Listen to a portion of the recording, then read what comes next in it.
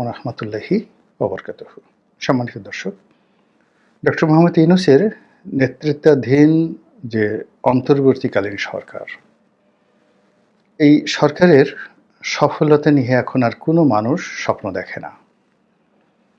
এই সরকার অনেক ক্ষেত্রে ব্যর্থ হয়েছে এবং অনেকগুলো ব্যর্থতা তাদেরকে আগামী দিনগুলোতে মারাত্মক বিপদ এবং বিপর্যয়ের দিকে নিয়ে যাচ্ছে। একটি রাজনৈতিক সরকার যখন ভুল করে বা ভ্রান্তি করে বা তারা যখন ব্যর্থ হয়ে যায়, সেক্ষেত্রে তাদের ঘুরে দাঁড়ানোর জন্য যথেষ্ট সময় থাকে এবং অনেকগুলো উইন্ডো তাদের খোলা থাকে। কিন্তু একটি অগণতান্ত্রিক সরকার কিংবা একটি অনির্বাচিত সরকার, তারা যখন কোথাও ক্ষমতায় বসে, এই ক্ষমতাটা অনেকটা বন্দুকের নলের উপর বসা কিংবা সুইয়ের উপরে বসে বা সেই যাকে বলা হয় তলোয়ারের যে ডগা ফলা, সেটার উপর বসে রাজ্য চালানোর মতো ঘটনা ঘটে। তো এই কারণে কি হয় যে সব ক্ষেত্রে একটা জনসমর্থন এটাকে বোঝানোর জন্য একটা গণতান্ত্রিক কাঠামো বা ভিত্তি দরকার হয়। আর আমরা যেটাকে বলি জনপ্রিয়তা, এটি একেবারে একটা ফানুস একটা বিষয়। যেমন ধরুন, আমাদের দেশে যে বিপ্লব হলো, গণ অভ্যুত্থান হলো, এবং এই গণ অভ্যুত্থানের পেছনের নেপথ্য কারণটার একেবারে পুরোটাই ছিল সাবেক সরকারের ব্যর্থতা এবং তাদের অনেকগুলো অপকর্ম, জাল জালিয়াতি, তারপর জুলুম নির্যাতনের ফলে মানুষের ক্ষোভ এবং বিক্ষোভের ফলাফল। তো কাজেই মানুষ যে বিপ্লবে অংশগ্রহণ করেছে, তারা আগামীতে ডক্টর মোহাম্মদ ইউনূস ক্ষমতায় বসুক বা কোনো একটা রাজনৈতিক দল ক্ষমতায় বসুক, এই টার্গেট নিয়ে কিন্তু কোনো মানুষ রাস্তায় নামেনি। মানুষের রাস্তায় নামার একমাত্র কারণ ছিল শেখ হাসিনা যে কোনোভাবে বিদায় নিক। এর কারণ হলো তিনি মানুষের ভোটের অধিকার হরণ করেছেন, গণতন্ত্রকে ভূলণ্ঠিত করেছেন এবং কথা বলার যে স্বাধীনতা, সেই স্বাধীনতাকে একেবারে টুটি চেপে ধরেছেন। ফলে তাকে নিয়ে মানুষের ক্ষোভ, ক্রোধ, বিক্ষোভ এর অভাব ছিল না। মানুষ গালাগাল দিত, মানুষ অভিশাপ দিত এবং সেই অভিশাপের প্রেক্ষিতে যে ঘটনাটা ঘটে গিয়েছে এটি দৈব দুর্বিপাক, আল্লাহ রব্বুল আলামিনের পক্ষ থেকে একটি যাকে বলা হয় মাজেজা বা কারামত। তো এখন এই ঘটনা ঘটার পরে আবার অলৌকিকভাবে ডক্টর মোহাম্মদ ইউনূস এবং তার নেতৃত্বে যে সরকার এসেছে, তারা এই গত ১০০ দিনে এমন কোনো কাজ করতে পারেননি, এমন কোনো কথা বলতে পারেননি যা কিনা আমাদের আশ্বস্ত করবে কিংবা আমাদের মনে আশা জাগাবে। আর আগামীতে আমরা তার নেতৃত্বের প্রতি অবিচল থাকব, তাকে সমর্থন জানাবো এবং একেবারে সন্তুষ্ট চিত্তে যার যার অবস্থান থেকে দেশ এবং জাতির জন্য কাজ করে যাব।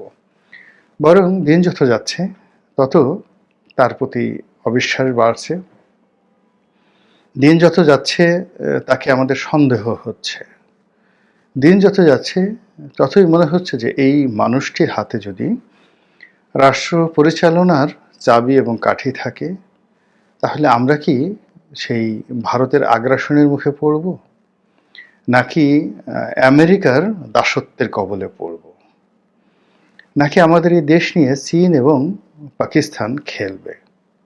আমাদের দেশে কি গৃহযুদ্ধ হবে? আমাদের দেশে কি মারামারি, হানাহানি, কাটাকাটি, চুরি, ডাকাতি, রাহাজানি এগুলো চলতে থাকবে এবং এগুলো বাড়তে থাকবে? এই বিষয়গুলো নিয়ে আমরা কিন্তু সিদ্ধান্ত নিতে পারছি না। ইতিমধ্যেই একেবারে ভয়ঙ্কর রূপে অনেকগুলো সমস্যা আমাদের সামনে এসে পড়েছে। যেমন ধরুন, রাজনৈতিক দলগুলোর মধ্যে গত ২০ থেকে ৩০ বছরের যে বন্ধুত্ব ছিল, সেই বন্ধুত্বগুলো নষ্ট হয়ে গিয়েছে। যে বিশ্বাস ছিল, সেই বিশ্বাসগুলো ধ্বংস হয়ে গিয়েছে এবং যাদের সাথে যাদের শত্রুতা হওয়ার কথা ছিল, সেই শত্রুতা হয়নি, বরং যাদের সঙ্গে যাদের বন্ধুত্ব থাকার কথা ছিল তাদের সঙ্গে উল্টো শত্রুতা হয়ে গিয়েছে। ফলে পুরো সামাজিক যে কাঠামো, এই কাঠামোটা নষ্ট হয়ে গিয়েছে। রাষ্ট্রীয় যে বিধি ব্যবস্থা আছে, সে বিচার বিভাগ বলেন, পুলিশ বিভাগ বলেন, অর্থ বিভাগ বলেন, এইগুলোর প্রতি জনসাধারণের যে নির্ভরতা, বিশ্বাস এবং আস্থা থাকার কথা, সেই জিনিসগুলো নেই। মানুষ ব্যাংক ব্যবস্থা থেকে মুখ ফিরিয়ে নিয়েছে। ব্যবসা বাণিজ্য করার জন্য যে সহায়ক শক্তি দরকার, সেই জিনিসগুলোও নেই, এবং এগুলো ধীরে ধীরে আরও অবনতির দিকে যাচ্ছে।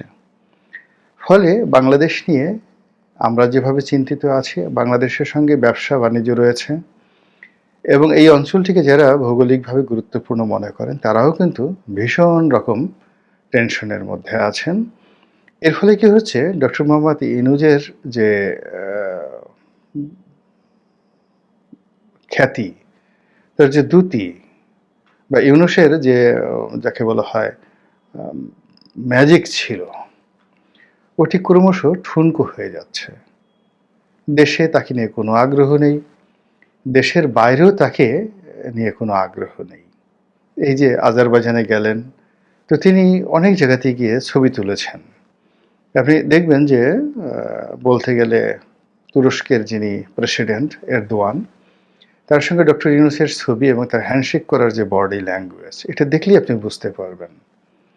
তো এরকম অনেক কিছু হচ্ছে যেগুলোতে তার যে সারা জীবনের অর্জন, সেই অর্জনগুলো একেবারে নষ্ট হতে বসেছে।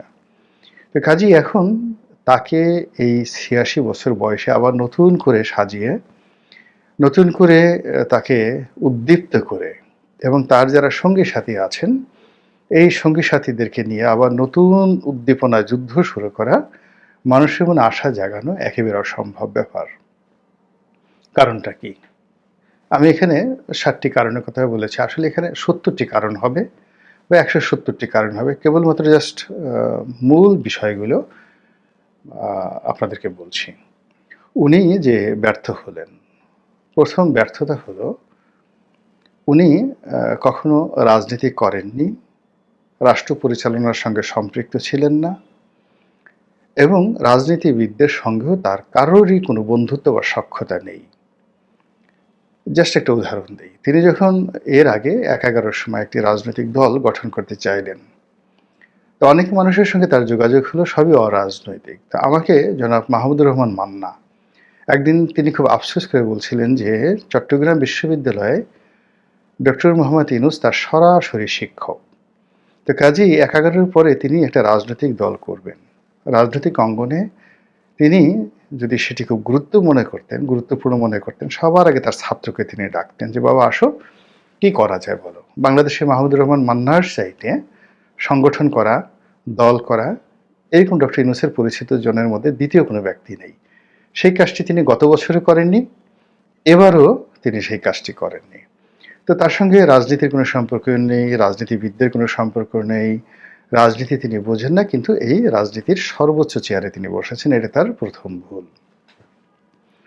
দ্বিতীয় ভুল হলো যে তাকে ঘিরে মানুষের যে স্বপ্ন আর তার যে আউটপুট দেওয়ার যে ক্ষমতা, এর মধ্যে এত বেশি পার্থক্য, যে পার্থক্যের কারণে এখন মানুষের স্বপ্ন দুঃস্বপ্নে পরিণত হয়েছে। ৩ নম্বর হলো তার সিলেকশন। তিনি যাদেরকে সিলেকশন করেছেন, প্রথমত একটা শ্রেণী তিনি সিলেকশন করছেন একেবারে নিজের আপনজন, কাছাকাছির যারা মানুষ, তাদেরকে। তার কার্যক্ষেত্র এবং তার অধিক্ষেত্র, মানে তার যে মানে বাসভবন কেন্দ্রিক বা অফিস কেন্দ্রিক যে পার্সোনাল পোস্টগুলো রয়েছে, পোর্টফোলিওগুলো রয়েছে, সেখানে তিনি তাদেরকে নিয়োগ দিয়েছেন যারা চট্টগ্রামের বাড়ি, তার পূর্ব পরিচিত, এবং তাদের কোনো যোগ্যতা, অভিজ্ঞতা, এটা কোনো কিছুই তিনি গ্রহণ করেননি। এর বাইরে কিছু মানুষকে তিনি নিয়োগ দিয়েছেন, যে নিয়োগের সঙ্গে আমার কাছে মনে হচ্ছে না যে তার কোনো গ্রিন সিগন্যাল ছিল। তাকে জিজ্ঞাসা করা হয়েছে বা তিনি এই বিষয়গুলো জানেন। এখানে পর্দার অন্তরালে অনেক কিছু ঘটে, যার দায় দায়িত্ব তাকে নিতে হয়েছে, কিন্তু তিনি সেই জায়গাটিতে তিনি একটা নেগোসিয়েশনের জায়গাতে বা কমান্ডিং একটা ভয়েজের জায়গাতে তিনি পৌঁছাতে পারেননি। ফলে তার যে লোকগুলো একেবারে অথর্ব, আর অন্য যে লোকগুলো রয়েছেন যারা এসেছেন, তাদের কারোর উপরই তার কোনো পলিটিক্যাল, ফাইন্যান্সিয়াল, তারপরে ইথিক্যাল এর যে প্রেশার, এই প্রেশার দেওয়ার মতো কোনো ক্ষমতা বা কানেকশন তার নেই। এরপর তিনি যেই কাজটি করেছেন সেটি হলো যে তার কোনো গ্রাউন্ড ওয়ার্ক ছিল না। ভীষণ রকম গ্রাউন্ড ওয়ার্ক ছিল না। তারপরে যেটা হলো যে ৪ নম্বরে যেটা হলো যে গ্রাউন্ড ওয়ার্কের বাইরে তিনি কোনো ভিশন নিজের থেকে কোনো ভিশন তিনি তৈরি করতে পারেননি।